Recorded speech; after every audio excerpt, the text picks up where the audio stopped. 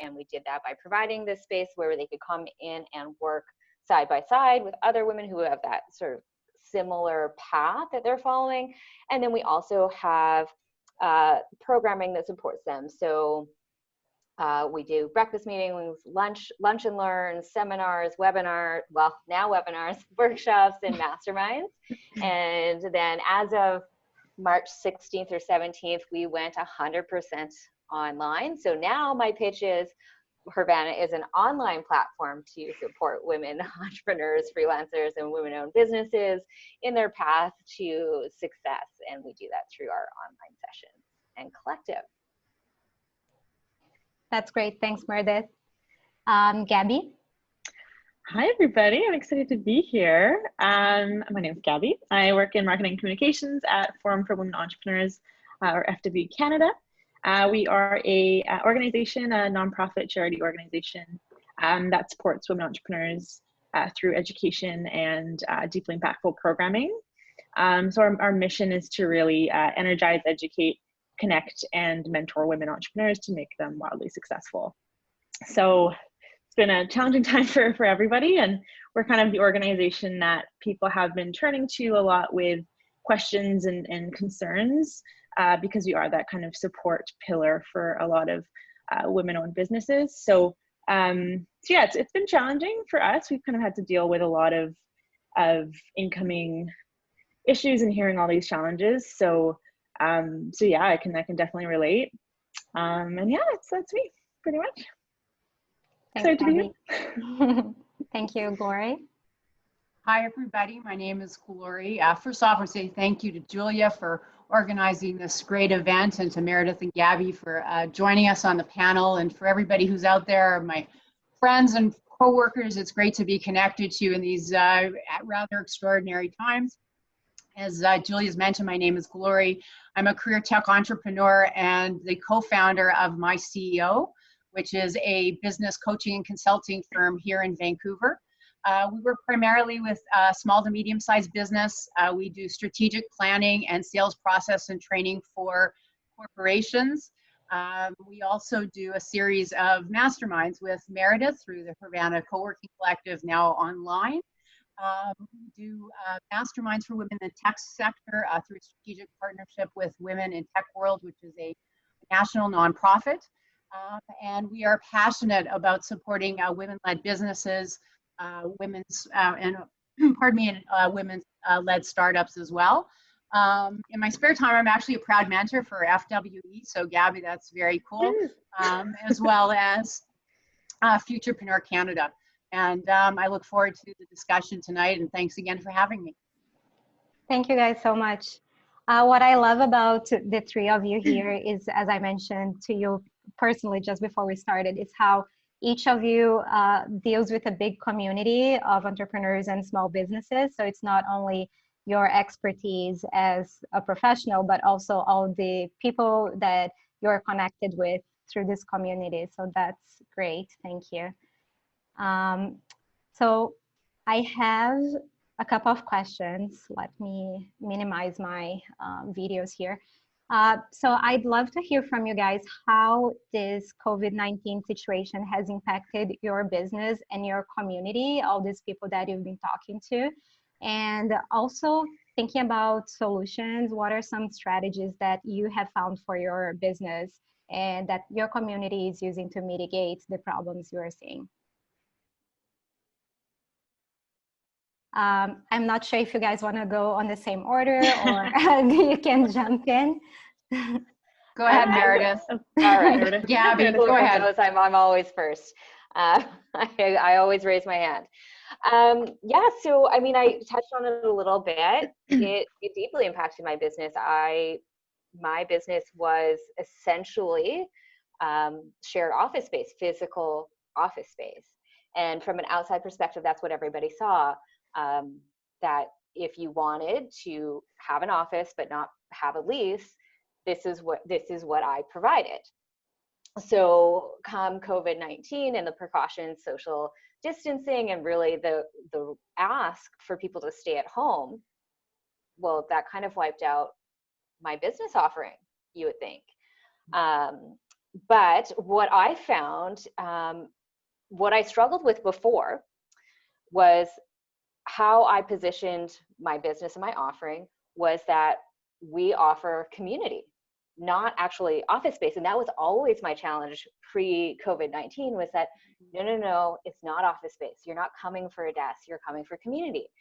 And then with this flip, all of a sudden, all of my members have now seen, and that is exactly what it is. It's community. Now that we are continuing to engage and have our sessions move online, that's becoming front and center for them, that they're seeing what that value is that I wasn't able to really explain previously, or I couldn't get past. People just saw it as a physical desk, a physical space. So in one way, it really impacted my business, but in another, it has really helped to put in focus what I felt my business offering was and what I felt my value proposition was. And so if I listen really closely when I'm speaking with my community, I'm hearing the words that they're using to tell me what the value is in being a part of my business and being a part of my community. And if I'm being smart about it, then I'm taking that and I'm running with it. So that's me and my business. Do I want to let other people's go before we jump into how we're seeing other people mitigate? I feel like I'll end up talking for a long time. So I'm going to pass it down the line. Yes, we can do that. I just want to mention something. I did see one of the people who work at your office. She posted something today. I think it was Victoria, and she's here today as well. But she mentioned something, how the Zoom meetings is what's keeping her sane through these days. And a lot of them are through Hervana. So it's really amazing that you're able to create an impact like this through the solution that you created. So that's really amazing. Okay, Gaby. All right, I'll go next. Mine's a little bit different just because our community is the group I say that it is quite impacted financially. Like we work with people like Meredith who own their own business. So it's kind of twofold. In terms of our business itself, we're a charity, we're a nonprofit, so we rely heavily on corporate sponsorship, personal donations. So in a matter of 2 weeks, we had to cancel all of our programs, we had to cancel all of our events, and we were kind of left in limbo of not knowing, do we have to give our money back? How do we survive this if we're not doing what we do every year, which is provide programs in person and through events. So that was kind of our biggest, impact to our business itself, is we just couldn't deliver what we do every year and what we're known for doing. So we postponed them for now. The issue too is that we don't know how long this is going to last, and if we can even do what we want to do in the fall. So we're kind of being hesitant about what we do in the future, but being mindful as well of how we shift what we do. And then in terms of the community, I mean, it's hard. We did a survey, I think the Monday after we moved to like this work from home, social distancing, we did a survey among our entrepreneurs to see what their challenges were and to see kind of what their struggles were right now. And it was heartbreaking. It's just, people can't pay their rent. People need to close their doors. They're not able to ship their product. They're not able to get their product into Canada. They're not able to, make sales in person anymore. And they've had to shift basically. And a lot of people in that first week, and probably still today, aren't sure of how to change the way they do business, because a lot of it was either brick and mortar or not online. So shifting from something tangible to something online has been, I think, probably the biggest challenge for our community and had the biggest impact. But I would say a lot of it is financial and having, minimal cash flow, and entrepreneurs, especially if they've just launched, having no revenue. A lot of them aren't even making revenue yet, and then to have even less revenue coming in, it's that's probably another one too. Yeah. Oh, and I was also like to add, in terms of like our business, I think a huge shift, because we are a smaller organization, is shifting to the work from home life. And then with that, a lot of my coworkers are mothers who have small children. So having to then shift from, doing a 9 to 5, being on during those hours, to being, 8 to 10, and then 12 to 2, and then 8 p.m. to 11. Just being flexible in terms of the hours that we operate. That's kind of how we've kind of shifted the way we do our business day to day. Definitely. I see the moms out there, they have so much more struggles to deal with. Yeah. There's not only the kids, but usually the taking care of the home falls onto the woman's responsibilities as well. And yes, that's a huge challenge. I just want to mention, Gaby, about the challenges that you talked about. I feel personally that the past 2 weeks have been full of ups and downs. It's been really like a roller coaster to everyone that I speak to. But I also feel like this week, like kind of the third week, it feels everyone is kind of settling and understanding what's happening. People are starting to understand their new routines and trying to find more solutions. I feel like there's a bit more light now, like that we understand a little bit better. So hopefully we can echo into that a bit. Glorie. Well, it's, impacted parts of our business and not impacted others. Certainly our corporate business is all paused. Predominantly we're doing these in person with, large communities. They're bringing them, either we're going to them or they're bringing them from other parts of Canada, and travel is obviously not recommended. So those pieces are, are on hold. One of them is just timing. The other is certainly a financial piece. In terms of the small and medium-sized business, we're holding steady. If anything, typically our contracts are for a period of time. We've had a couple people, reach out and say, can we go month to month, because we don't know what next month is bringing, and we're completely understanding of that. And of course, as it works, we have to work with everyone with where they're at and their budgets, and they need to pay their teams sometimes before they need to pay a coach. At the same time, we've seen a real uptick in coaching sessions. We have been offering some free through MyCEO as well as through Women in Tech. And both of my calendar as well as my business partner's calendar is full.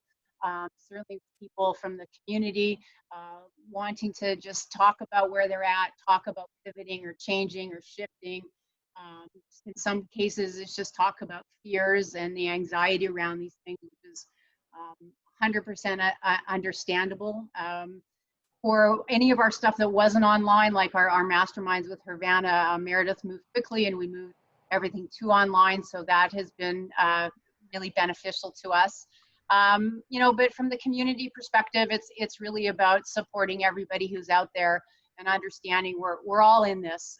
Everyone is having, I think Julia, you just said, it's a roller coaster. And there are moments where you sort of go, okay, I know what, I've got the next step, it's cool.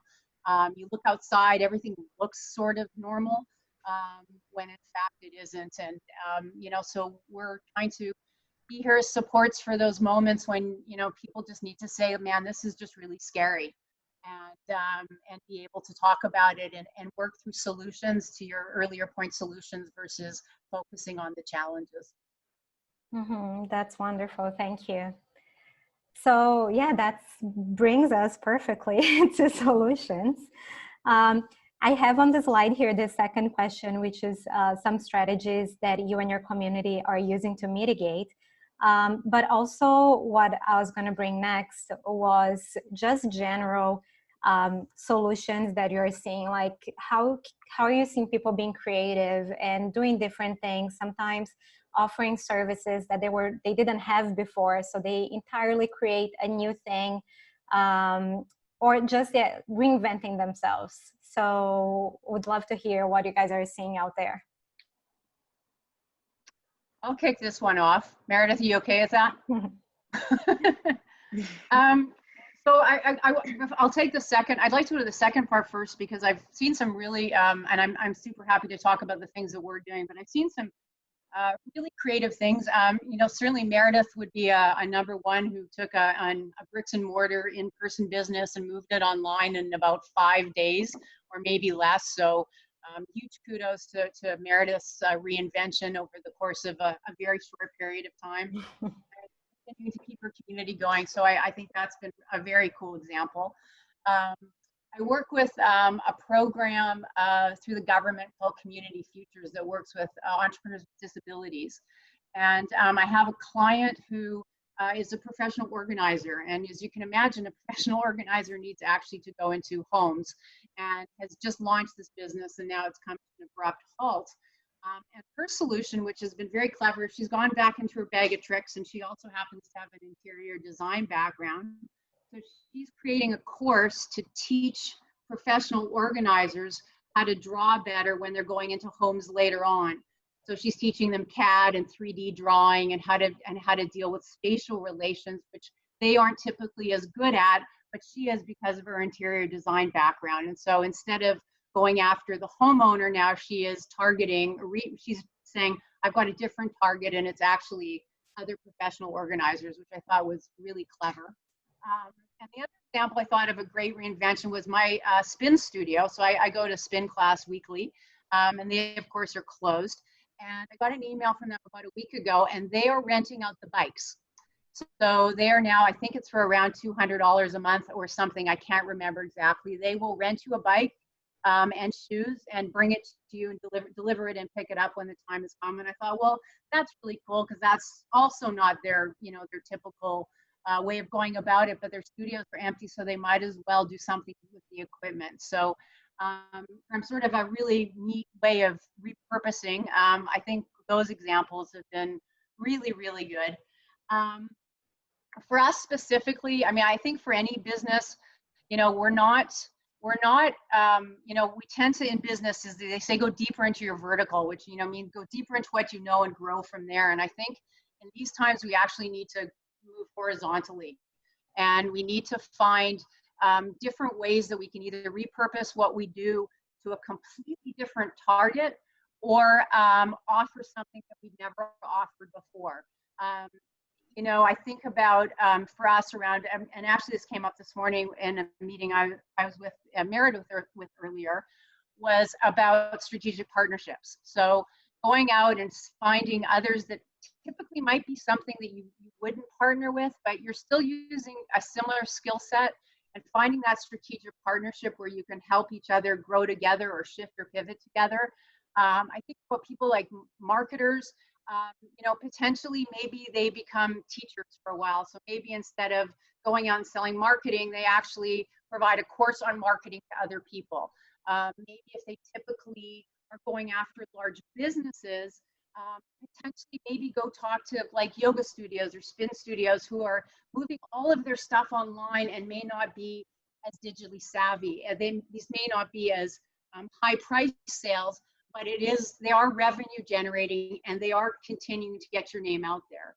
So, my best advice is to sort of look across and see where you can take what you have, or something maybe you haven't used for a while. If you have a skill set or something that you're good at that might have been in a previous life or two, and it might be something that's applicable today, maybe pull that out of your bag of tricks and find the right partner to work with it, work with on that pivot or that change. So those would be the pieces of advice I could think of, and the examples I could come up with. Wow, I love it. I love the idea of like from vertical to just broadening. That's perfect. Thanks, Glorie. No problem. I can go next if Meredith's here with that. Sounds good. I love the examples. I think the fitness industry right now is doing some very cool things. Mm-hmm. I've followed a few, both like yoga as well as like studios, local studios here in Vancouver, and they're doing some really cool things online. And I think that is probably one of the most like innovative industries I've seen in terms of kind of knowing your audience, knowing what they want, and sticking to kind of what your brand values are and how you deliver the product. These instructors are either at home and trying to kind of innovate in terms of like what weights they have in their house. Like people have like cans of soup and things like that, and just being creative in terms of like, okay, we're all in this situation. How do we kind of accommodate and pivot what we do normally in a, you know, a studio environment and bring it to somebody's home when, you know, we're both in this situation. What can we pull from our cupboards and use as hand weights? You know, so I think another one that Glorie said was renting equipment. That was a really cool thing that I've seen too. But just kind of changing from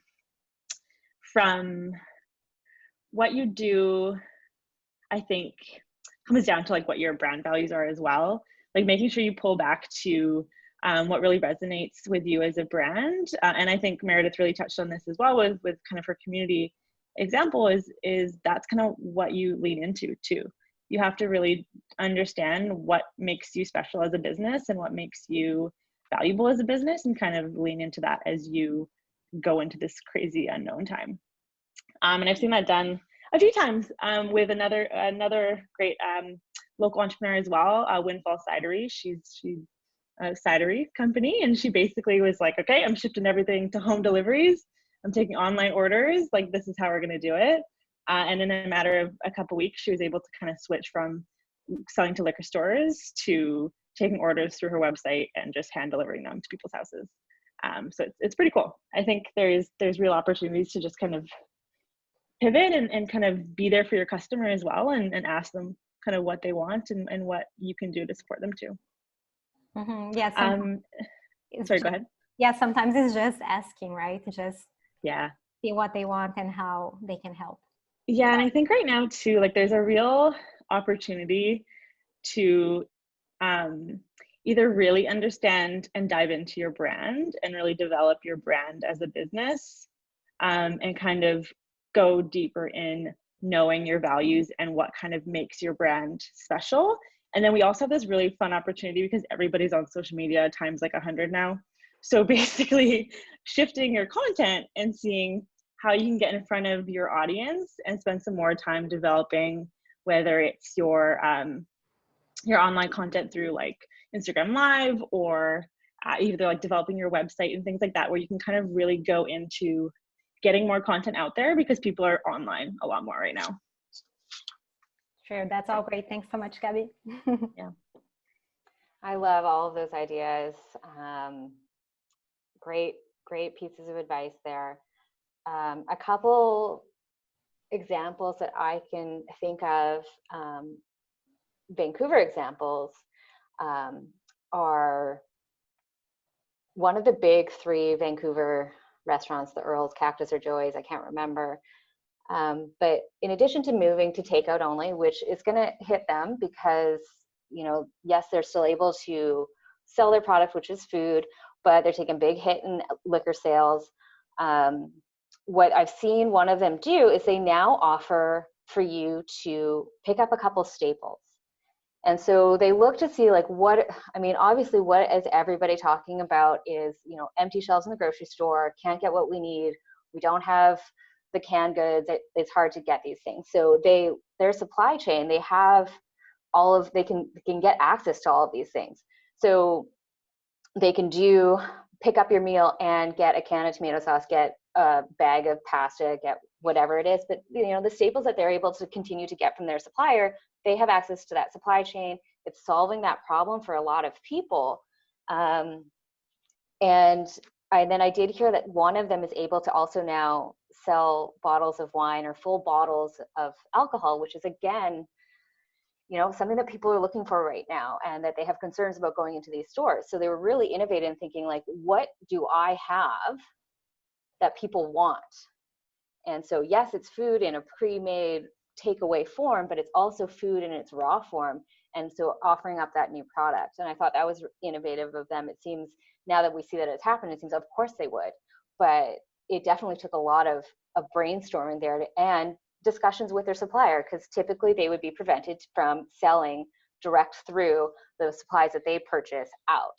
So it takes a lot of cooperation, the strategic partnerships, like Glorie mentioned, you know, that had to there was some negotiation that had to have happened behind doors, and some cooperation. People had to say, okay, this is not how we used to do it, but in this good time, I'm okay with us doing that. Same thing with one of my favorite brands, Booze Witch, is now making hand sanitizer. People who know me know I love this brand. But they're bottling and making hand sanitizer, which is amazing. And Nick was mentioning that as well. There's a couple other companies who are doing that. And I thought those are two really great examples that are, looking at our current situation and what people's needs are right now and seeing how they can fill that. Now, of course, it's not going to apply to everybody, but being really creative, is going to be key right now, I find. Also, not letting fear dictate you.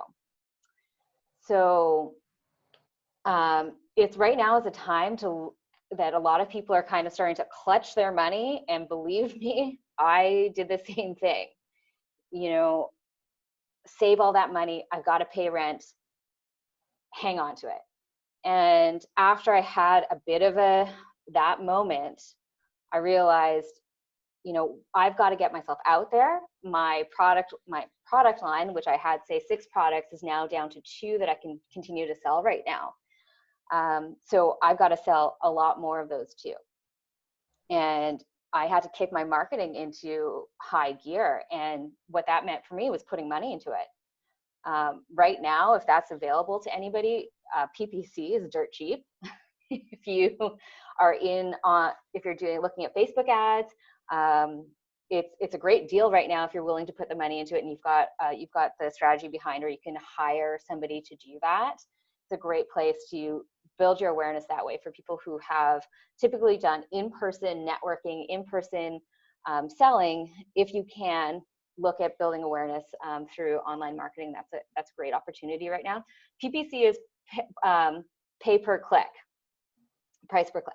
So it's, usually depending on what industry you're in, it can be like $1 to $10 per click, and then right now it's drastically less. But yeah, not letting fear dictate you. So yes, it's totally natural to hold on to the money because you're afraid of where the next dollar is going to come from.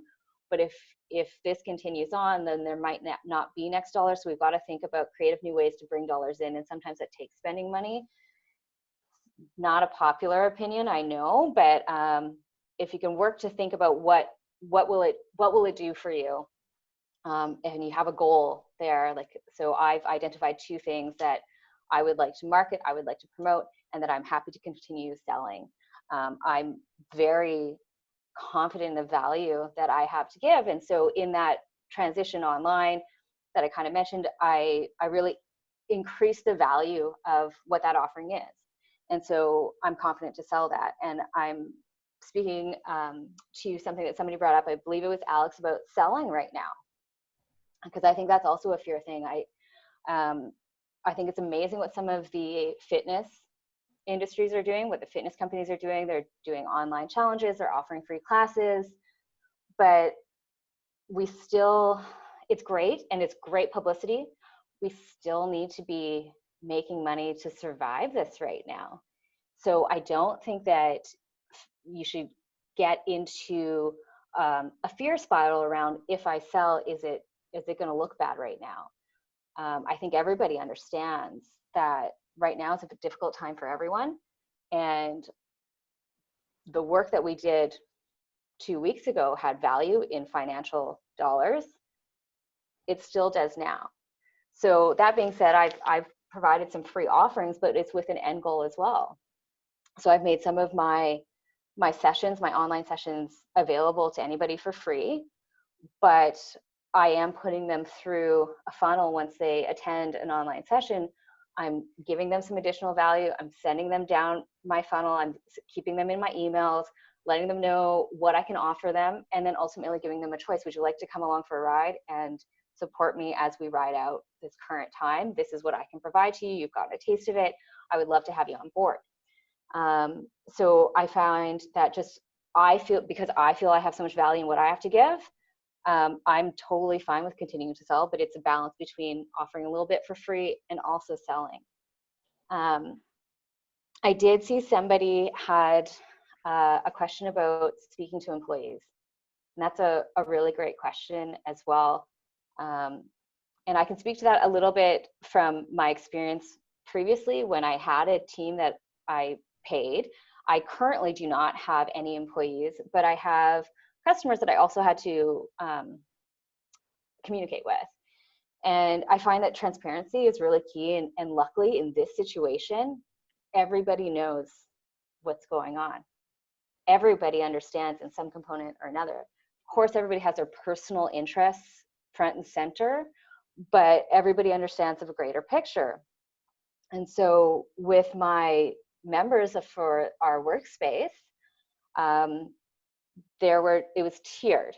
So I have my collective membership, then I had sort of part-time and full-time membership. And for me, it didn't feel good to just straight up keep charging people, even though I said, our doors are closed. If you have a key, you're welcome to come in, but kind of like, don't really come in because we're all supposed to stay at home. So essentially my service, I was not able to offer that service any longer. And so I communicated with my members and said, you know, this is a difficult time for me. I understand this also probably a difficult time for you. If what I'm offering for you is to bring you down to this collective membership, which is my base membership, if you need that, if it's something that you need, I highly encourage you to take it, because I understand that I can't provide you what I had originally sold you. But I'm asking, if you don't need that, say you're a remote worker and your business, your employer pays it and that they are financially stable, consider keeping your membership where it is, because it would help me. And so I think transparency is really key. Honoring your values is really key. For me, it was really important to offer that to my members, that I couldn't provide that service, and I could not live with myself by charging them while I wasn't delivering. But I also knew that losing that revenue in one fell swoop would be really difficult. And I think if you're honoring your values and transparent with your employees and letting them know that you are working with this with them and for them, and this is not something that you would want to do, but you need to face reality. If you're not able to keep the business running, then you would not be able to keep them employed. You would love to have them stay on for as long as possible. You want to create some safety and not necessarily run around like the house is on fire. But I think that just speaking to people at that human level and saying, I would love to be able to employ you for as long as possible through this issue, but I need to keep the business running. And in order to do that, so that I can hire you back at the end of this, we need to talk about what's happening right now. We need to look at the situation. I mean, that's sort of where I stand there. I mean, I think there's just so many creative ways to continue to make an offering and look at repurposing what you currently have. I was thinking about the interior designer. Somebody had mentioned they're in interior design, and how event planners are somebody that I've heard from quite a bit recently. And I know of at least one instance where they've decided to close up shop because they lost all of their contracts and they don't know when they might get another one. And so that was a decision they had to make. And so it's hard, right? Because event planners work exclusively in-person events pretty well.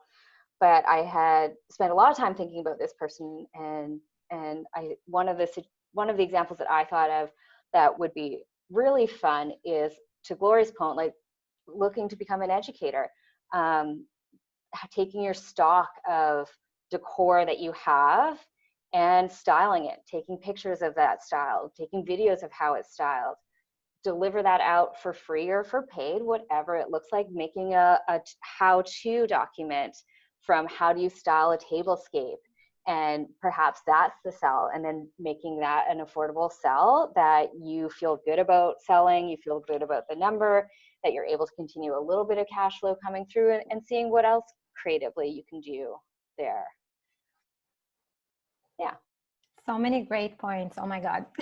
I made a lot of mental notes of things that I wanted to share. I'm not even sure if I'm going to remember everything because there was just so much. About event planners, one thing that I also spoke to a few people that they can think about is trying to sell things now to deliver later. So there are no events happening right now, but you could create special packages, maybe give a discount of some sort. And I think, like Meredith mentioned, being vulnerable this time, I believe, is totally fine, and everyone understands what's happening. And just explaining the situation, like, so for me to survive and to have this business, I really need support right now, and this is how you can support me. So this is, I can sell these things now and deliver to you after July or whatever date it is. So just thinking about how you communicate that, I think it can make the entire difference. So yeah, thanks for everything you guys shared. Love it. So there was a question that Meredith mentioned. Sorry that I keep turning my face. It's just I have two screens, one to check the comments. So that's what I'm doing here. But yeah, there was this question about how to deal with employees.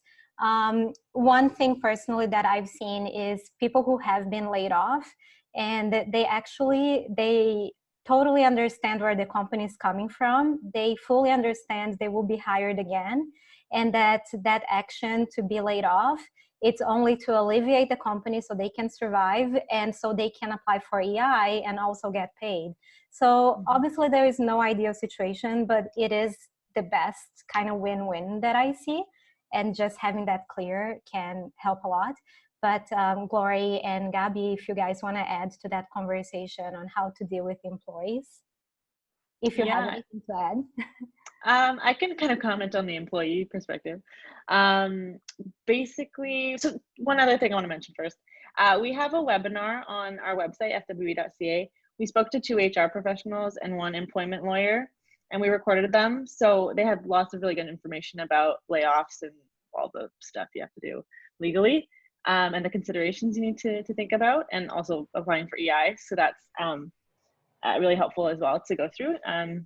But in terms of my perspective, I mean, I think right now in terms of dealing with your employees, it's just practicing empathy, I think, at the end of the day too. For me, there's so much happening outside of work that it's really hard, I think, sometimes to stay in a work brain all the time. So just communicate with empathy and lead with the best intention, and just, yeah, be transparent, be open, have the conversations that you might not want to have, because at the end of the day, your employees are probably wondering, and they're probably nervous about it, and they probably don't know what the financial situation of the company is. So if you can communicate that, whether it's good or bad, or if you have a plan, I think that's probably the biggest piece of advice. Yeah, I agree with Gaby and with Meredith's comments around that. You know, for perspective, I started a business custom home automation business in Dallas, Texas, 4 months before 9/11. So I've written that piece out in 2001, and then of course again in 2008 with the economic collapse. And I think, to their point, it's being compassionate and honest and telling your team as you know, the truth about where things are at, what your intentions are, what your needs are, what the business needs are, and you know, treating everybody like adults and like actually like partners in the whole scheme of things versus as employees. That's perfect. Thank you. And there is a comment here from Katie saying that a company she knows asked for volunteers first. So in a company with more employees, I guess that's a good approach as well. Cool. Yeah, so I hope that helps. So we can break for the brainstorming session. We do have the Q&A panel from Zoom. So if you guys have any questions, that's easier for me to see all of your questions. And there is one here actually, how to still get clients if I'm a service-based business. And that's perfect to actually start brainstorming. So what I'd like to ask for attendees right now is I want to have an open chat as much as possible. We do have 32 people in right now, and I don't see it like we can all talk, but if we can put a little bit on the Q&A, what are your challenges right now? And also if you have solutions as you're listening the conversation and you think about, oh, I actually have an idea for this person, and I can read that out loud so we can all communicate somehow. So yeah, let's get started. I'll read some of the first comments when you guys were introducing yourselves and sharing your challenges, but please add more there as we go. So there is Clara, business called The Beauty of Birth. She's a birth worker working as doula with pregnant families and babies. Yeah, I'll let you, I'm gonna go filtering the messages, but you guys can start the conversation. But that's definitely something I can see working online as well in the part of working with the parents. So yeah. Yeah, I definitely think there's a lot of like prep work. I mean, I don't have a baby, so I've never been through this, but I know there's a lot of prep work and probably a lot of anxiety right now for mothers and expectant mothers. So I'm sure there's, in terms of either just providing helpful resources or even having like phone consultations and talking them through situations. I feel like that's probably something that you could look into doing. I know one of my coworkers, she's 7 months pregnant and she's quite nervous right now about going into the hospital, and even she told me she can only have one person in the room with her at a time. So just being able to, I think, address some of the anxieties that mothers might be having right now, and providing that kind of ease, or even somebody to talk to about it who knows the kind of the birthing process might be an idea. That's great. I'll go to the next one unless you guys have something else. You can interrupt me. Well, I do have one suggestion. So if we take the financial piece out of it, and so, you know, I don't know if the person who's asking is seeking, you know, how can they continue to make money right now, or how do they continue, like what activities can they do that would continue to serve their business while they make it through this time. And so, Gaby, what you had said, I think would be great revenue generating actions. Continue to have your online consults, continue to have your service your clients online. I think now is also a great time to work on your just general online presence. And given the nature of a doula, it's a very personal relationship. You can take time to make the content or make yourself visible on your social media channels or on your website or however, in your newsletter, however you do that, where you really get personal in a way that maybe you only did in your in-person, like when you met your potential clients and they got a feel for you, you get a feel for them because it's such a personal relationship. Just start sharing your personal side, even though it's going to feel one-sided, in your newsletter, on your social media, or however you are delivering out your brand or business presence, so that when the people who are viewing it now, who are thinking about getting pregnant, or who are in the early stages of pregnancy and are thinking about a doula, can see you and get to know you, even though you're no longer able to do those in-person first meetings.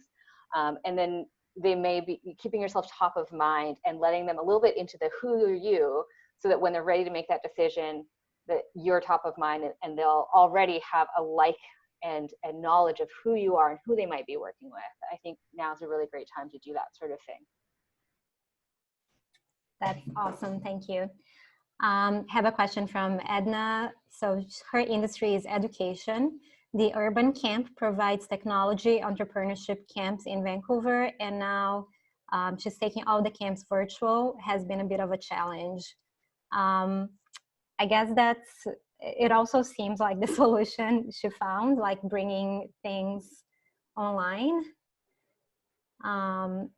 Alex Fisk, coaching and sales consulting. So she's feeling bad for charging money right now, which I think it's something we touched a little bit. But yeah, what do you guys think in the coaching industry, charging right now? Well, I would go back to Meredith's point, and I think, and Meredith, I'm paraphrasing, but you know, what you were doing 2 weeks ago had a monetary value attached to it, and it still holds true today. I understand that we're all sensitive to where everybody's at, the fact that people are you know, losing jobs, businesses, etc. At the same time, you know, the economy will keep rolling. And as long as you're not charging money in some way that's not ethical or immoral or illegal, you're still providing value to the people that you're working with. In some cases, maybe it's even more valuable. So, you know, if you want to provide certain things, you know, again, to Meredith and Gaby's points, free of charge, or you want to do a you know, something that's a teaser to bring them in, and or provide something for free of value that will help with your discomfort around charging money, I would recommend it. But I'd like defer to Meredith's point that it still has value, and you still need to be charging for it.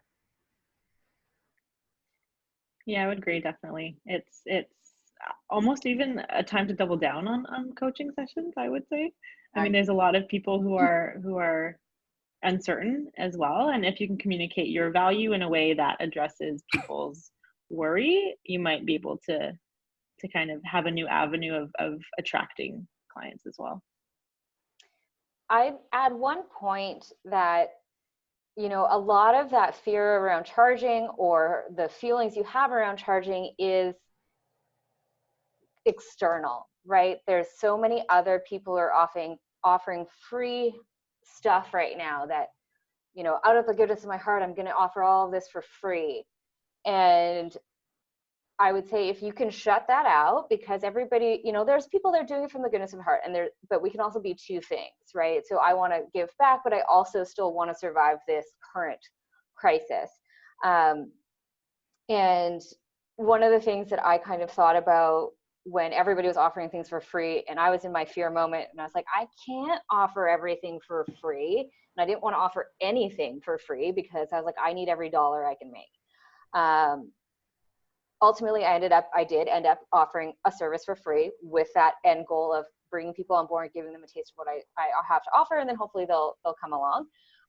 But something that helped me at that time was, you know, a month ago, there was plenty of people who couldn't afford what I had to offer also, and I wasn't about to, sorry, sales terms, I wasn't about to drop my pants for that.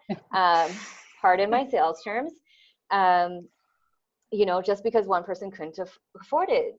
This is the real world. This is real life. There's always going to be people who can't afford what you can do, what you're offering. And if you wouldn't have just given it away for free a month ago, you don't need to give it away for free now. Not everybody is completely without resources. It's just helpful to keep it in perspective. Yes, everybody is being affected by this, but I don't, you know, just everybody giving away everything for free is also not the answer. So I don't know if that helps. I felt helpful when I thought about it, but. I just want to jump in because I saw a note on the bottom that somebody suggested about doing group sessions versus individual. And I think that's a good way to do it as well. So you could say to, you know, your, you know, one-on-one clients that might be nervous, just say, you know what, I've decided I'm going to do, you know, group coaching for the next 3 months, and you were paying X, and now that it's thing, I'll reduce it to, you know, Y, and then do it as a group, because it's taking less of your time anyway. So the math, you know, cost to revenue still works. So I don't know who suggested that in the comments, but I would second that as an idea. Yeah, so that was Katie, and she mentioned some other ideas that I loved as well. So she's saying she's seen payment plans, auctions, and donation-based. Mm-hmm. Yeah. So you could do all of these options with coaching as well, and many other service providers can use the same approach. One thing that I've heard recently that I thought it was very interesting, and I haven't seen anyone doing it, but I heard as an idea, and I just want to share. But it's like those websites for oh my God, the name is not coming. When you get money to create a new product or service, and like Kickstarter? Kind of like a Kickstarter, yeah. So people will give you money and then once you get your business launched, you're going to provide them with a certain level of service or product based on the money they invested. So I've seen people using this for things they already have now. So for example, if we take event planning as an example that we were mentioning before. So let's say you can do like a full party for 300 people or whatever, although in Vancouver, I don't think that exists. In Brazil, it's like birthday parties, 300 people. But like you can create packages for parties of all sizes. So you kind of donate money now, and the goal is to reach just the money they need for that month to cover expenses. So it's like, I'll just to cover my rent and my groceries, whatever. Let's say I want to do like 4,000 a month, and then you sell those packages that you're going to deliver later. So I thought that was kind of an interesting concept. Mm-hmm. So have one from Maria Elena. She said, I like the idea of selling now to deliver later, and that applies to engage, to create, and to help people to rethink now what is going to happen in the future, how we consume food, services, etc., if more sustainable. Question, what do you think about offering a service and ask for donation? Thanks everyone who said crowdfunding. That's the word I was looking for. So yeah, what do you guys thinking about just asking for a donation, like as an option? I love that. Somebody from our community, she has a line of cashew-based vegan sauces, and I'll give her a shout out. It's Nona Vegan, at Nona Vegan on Instagram. And they're really good. They're so good. Yeah. So she, you know, obviously she still has product. It's available at Whole Foods and Nestor's markets.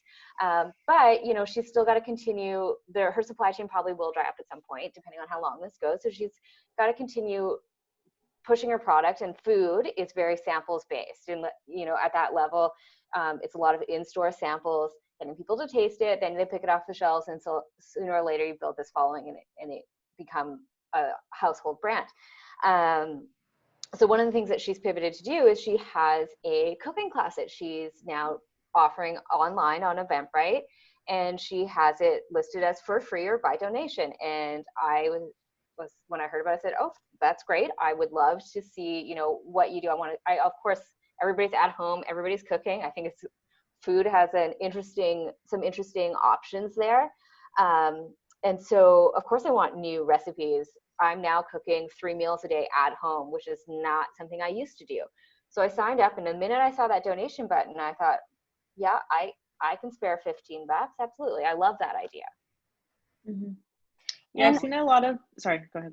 I was going to ask something that you can answer as well, but what do you think about suggesting specific donation? So for example, if you're saying it's by donation and you say suggested donation $20, like what do you think about giving value? I'm all for it. I think it's going to be, you know, there's a way of doing that. You could put, you know, like a typical retail price, or I typically charge this much, and that kind of thing. And, you know, by donation, if you can, this is what I would normally charge for this sort of service. With Kaylee, you know, she doesn't normally do cooking classes, and it's a scalable element. So, you know, if she had said a package of Nona Vegan is X amount of dollars, whereas cooking class is X amount of dollars, it might not have worked as well. But I think if you're saying, I do digital design, and typically I would do a logo for $500 or $800. I'm willing to do this by donation right now, and I would suggest, you know, somewhere within that range. I think that's totally fine. I think people want that information. They want to know, and there's a spirit of togetherness right now, and I think people want to pay an honest price if they can. Totally agree. Gaby. Yeah, I was just gonna agree as well. It's so true. Like, especially right now, there's this community that's kind of just developed, I think, and this feeling of needing to be there for one another, even though we can't physically be there for one another. I think, yeah, donations is I think a good idea. I think or like a range in donation suggestion. And I like your idea, Meredith, of like typical retail price, because sometimes for me, I'm like, oh, I don't even know like what's an appropriate donation amount. But I've seen a lot of like online fitness classes doing this right now, is doing like a Zoom, like an open Zoom workout, and then you can just donate at the end of the class, and you kind of donate what you can, and if you can't donate, that's cool too. That's perfect. Have one more question from Menzi. I'm not sure if I'm saying that right. A software engineer and freelancer web developer. Her freelance projects are all put on hold or canceled right now. And she's asking, how can service-based businesses get clients right now? So software engineer, freelance web developer. I think also, Glorie, it comes to what you mentioned about maybe just changing perspectives more to the teaching. So maybe people that are starting working as well in entry-level positions or something, and that would like to have just an up on their skills and learn some new things. I think what you said before really fits here as well. Yeah, I would definitely go with that. I would you know, if you go back to some of the comments earlier that Gaby Meredith made around, you know, knowing your values and your why and your purpose, you know, you might want to investigate a slightly different target audience that you can, again, deliver what you're good at to just a different or a new group of people. I would also recommend, you know, to potentially as a sort of a freebie piece, is you could potentially offer your services to someone who's struggling with online or on a digital transformation piece right now, and potentially they could be people that then become your referrals, or, you know, provide a testimonial for you to get business later on when that opens back up. I think it's super important. Sorry, Meredith. I think it's super important for everybody, and I know there's a couple people out there that work with very, very high-end clientele. And I think it's one of the important things is to, as much as possible, stay in front of audiences, whoever that may be. And whether that is through free webinars or blogs or email marketing,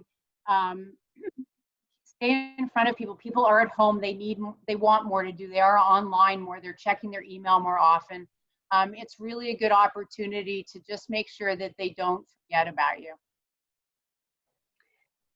And Julia, sorry, you said this person was an engineer and does freelance? Software engineer and freelancer web developer. Freelance web developer. Okay. I think right now there's a couple things that you can do. One, in the vein of that, stay in front of your audience. Now is a great time to get on podcasts.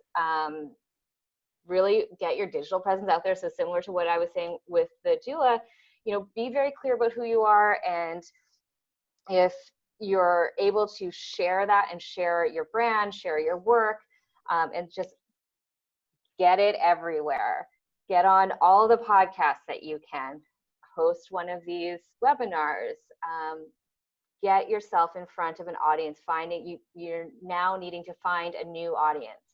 So finding ways to do that. So guest podcasts, creating your own webinars, Facebook groups, everybody's online. And if not now, why not go global? I mean, there's no reason why you can't be delivering website design, website development globally. You deliver your service online. It's a digital product.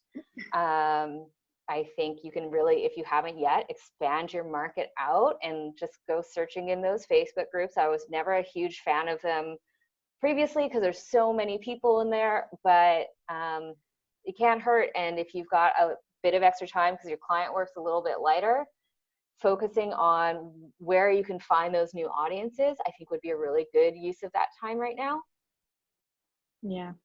Yeah, I agree. And I kind of want to mention as well, like we're really stuck in the now, but you're kind of got to play the long game too. like, you know, maybe you don't have the opportunity to work with clients right now, but you could maybe volunteer for some, like maybe a nonprofit who's struggling or whatnot, and you can have that experience under your belt for later. Or I think Glorie mentioned like getting some testimonials for future, like that's always helpful in the long game too. Sure, can definitely work on things for your own website. I think someone mentioned on the comments, like they're taking the time to work on their brands, just improving their website, creating more content for their website. So I think that's also great to have that time. I'm just gonna have one last question, and then we're gonna have a wrapping round. So really great to close from Isa. How do you think the future is gonna be? Kind of tough one. I've been thinking about that a lot, and I definitely have no clue. So do you guys have any insights? How do you think it's going to be like after all this? I'm excited, to be honest, because I think the opportunities that we're going to have now to work remotely and work from home and collaborate with people is going to be a lot different when we kind of go back into the real world. So I think the community is something that's going to hopefully stay. I hope it stays. This idea of like people coming together to support each other and kind of rally around each other. I feel like that's something that I hope stays after all of this. But definitely more resiliency. I think everybody who kind of gets through this time is going to be more resilient after it. Yeah, I agree with those points, Gaby. I think that's so well said. You know, I know a lot of people are talking about the new normal, and I've been saying for a couple of days, we don't really know what that is yet. And I think that one of the things I see as being a change is I think we will stay more community driven, local based. I think that these are the types of situations that we have to be prepared for, particularly in such a global world. And I think we might see some re-entrenchment of communities, local work, even national aspirations, doing more work in Canada versus elsewhere. I just think it's such an important time to be visionary around, what it is you offer the world. And, you can figure out the best way to deliver it when we're on the other end, but spend this time to hone in on what it is that you want to deliver. And, everyone's talking a lot about now, and it's, I'm someone who always preaches live in the moment. And I'm telling everybody now, don't live in the moment. Look to today, but look at 3 months from now and 6 months from now and 12 months from now. If you look through the course of history, although this type of pandemic hasn't happened, I think, since the Spanish flu.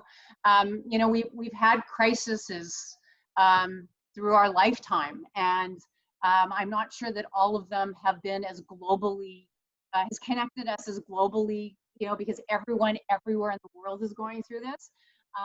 But I always like to visualize waves, and waves sometimes come in and they're very gentle, and sometimes they come in and they're super powerful. But regardless, they always recede back into the ocean. And I feel that's a little bit of where we are now. We're getting pounded, but it's going to recede. That's great. I also am hoping for better days soon and just staying positive. I'm a firm believer of staying positive and don't focus too much on the problems. That's great. So just going to go to our final remarks. If each of you can share a little bit how you can support the community right now. So I know each of you are doing specific things, offering coaching sessions or resources or events. So if you can share with the audience what you're offering right now, and also share how the community can support you. So how can they support what you do and your organization? I'll let it to you guys. Go ahead, Meredith. You get to go first again. Thanks. So for me, what I really put my time, energy, and focus into was building out the value in my collective membership, which is now my 100% online membership.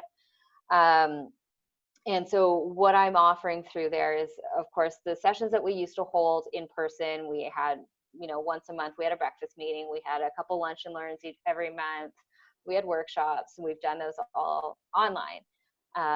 So moving those online, I also then added some community pieces to keep us together and to keep us sane and to keep us connected. So I do a daily check-in on Zoom for our members, and whoever wants to drop in, it's just a free forum at 1 p.m. Monday to Friday. I'm on Zoom, people drop in, and we chat. And so sometimes that's a no COVID allowed space. Sometimes it's, I'm having this very specific technical problem, can you help me? And we brainstorm out how to fix Zoom or something like that. Sometimes it's just chatting about anything that kind of comes to mind. Sometimes we do a round of what's on our mind and what are you feeling? How can we support you? And so it changes every day and changes with who shows up every day. I probably have 3 people who are committed 5 days a week. They're in there. There's always the base 4 of us. And then there's a group of the rotating other members who show up, and Victoria's often there. She's one of my 5 days a week members, and she's amazing. But it's basically, it is whatever you want it to be.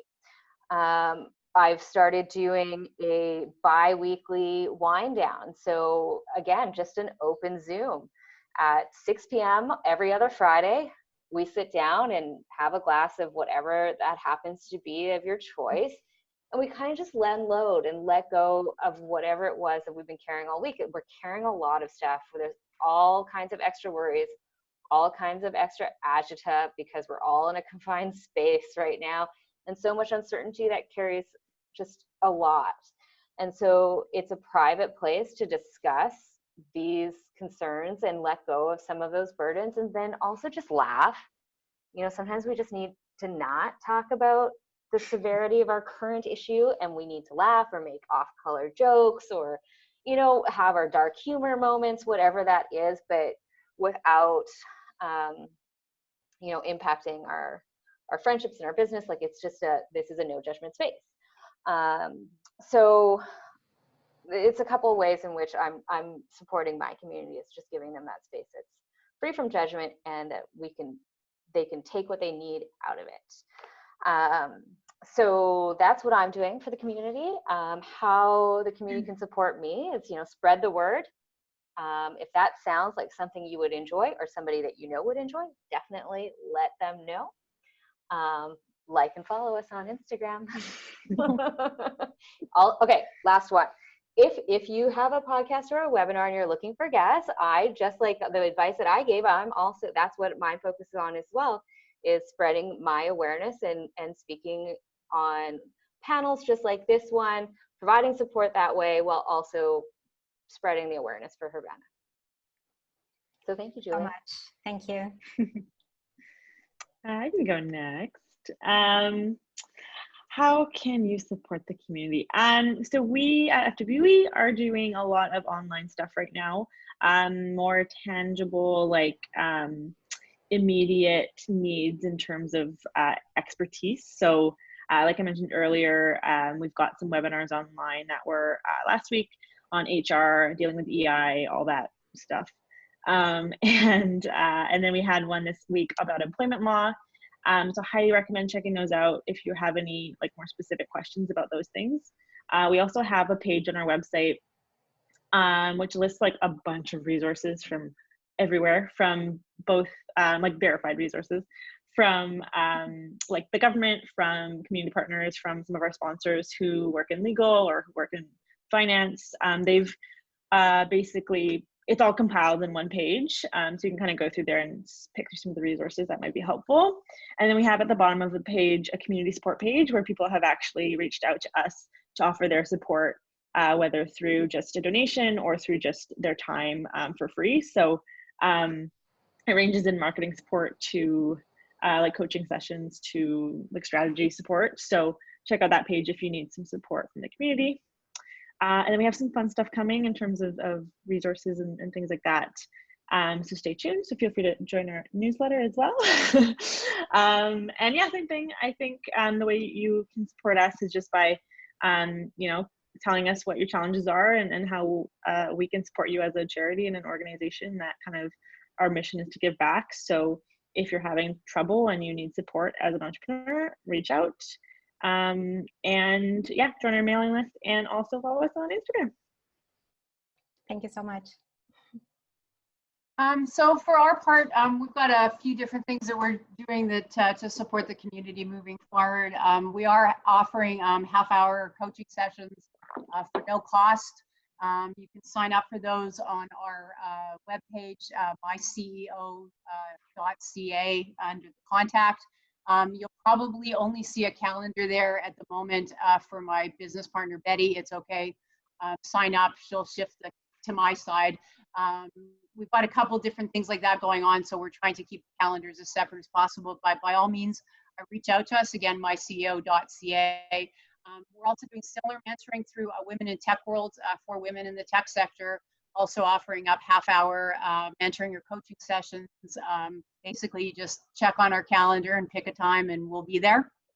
My partner Betty is going to be participating in an event called the Social Summit that's going to be taking place in April. It's being organized by Lindsay Johnson, Meredith, of course, knows her as well, the Radical Connector.